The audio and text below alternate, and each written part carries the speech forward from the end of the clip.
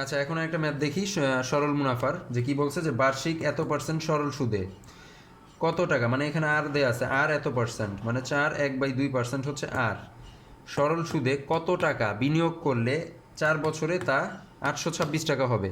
তাহলে আমাদের এই যে 826 টাকা কি বলছে এখানে, কত টাকা বিনিয়োগ করলে, মানে ধরি আমি কত টাকা, ওইটা এক্স, আমার অ্যামাউন্টটা এক্স, আমি এক্স টাকা বিনিয়োগ করলাম, সেটা কি 4 বছর পর কত টাকা হয়ে গেল, 826 টাকা হয়ে গেল, মানে 4 বছর পর এই এই এক্স টাকাটা 4 বছর পর 826 টাকা হয়ে গেছে।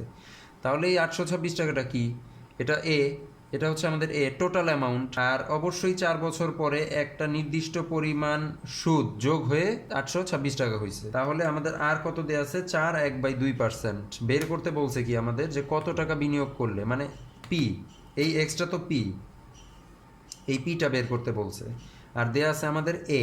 এখন আমাদের বের করতে হবে কি, তাহলে পি।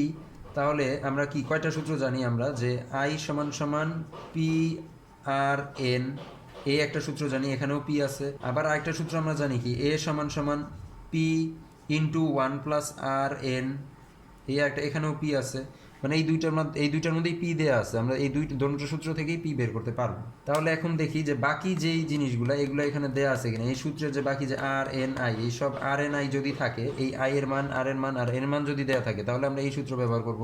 তাহলে এখানে কি দেয়া আছে আমাদের, কি আর, তাহলে আর দেয়া আছে, আর এন দেয়া আছে, এন দেয়া আছে, এন 4 বছর।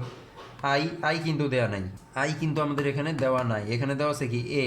তাহলে শুধু এ দেয়া থাকলে কি আমরা আই আর পি একসাথে বের করতে পারবো, শুধু এ দেয়া থাকলে হবে না। তাহলে এখন আমরা নেক্সট সূত্রটা দেখি, যে নেক্সট সূত্রে কি দেয়া আছে, যে এ সমান সমান পি ইন্টু 1 + আর এন। তাহলে এখানে কি দেয়া আছে, আর আছে আমাদের, এন আছে, আর এ আছে, এই যে এও দেয়া আছে। তাহলে আমরা অবশ্যই এই সূত্রটা ইউজ করব। তাহলে আমরা লিখবো যে এ সমান সমান পি ইন্টু 1 + আর এন। যেহেতু আমাদের পি বের করতে হবে, তাহলে পিটাকে নিয়ে আসে এই পাশে, যদি আমরা নিয়ে এসে পড়ি, তাহলে এ ডিভাইডেড বাই পি সমান সমান এ ডিভাইডেড বাই 1 + কত, আর ইন্টু এন, 1 + আর ইন্টু এন। আমাদের এখানে এ কত দেওয়া আছে, এ হচ্ছে 826, এ হচ্ছে 826, আর নিচে কত 1 + আর ইন্টু এন। আচ্ছা, আর কত দেওয়া আছে এখানে, আর হচ্ছে 4/1/2%। এইটার মানে কি 4/1/2%, এটাকে আমরা কিভাবে লিখতে পারি, প্রথমে আমরা এইটাকে আগে, এটা যেহেতু মিক্সড নাম্বারে আছে, এইটাকে আগে ফ্র্যাকশনে নিয়ে আসি, ইমপ্রপার ফ্র্যাকশন করে ফেলি। এটাকে যদি আমরা ইমপ্রপার ফ্র্যাকশন করি, তাহলে কি 4 দুগুণি 8, আর একে কত 9, 9/2, আর আমাদের পার্সেন্ট আছে, পার্সেন্ট মানে কি, পার্সেন্ট মানে কি 1/100।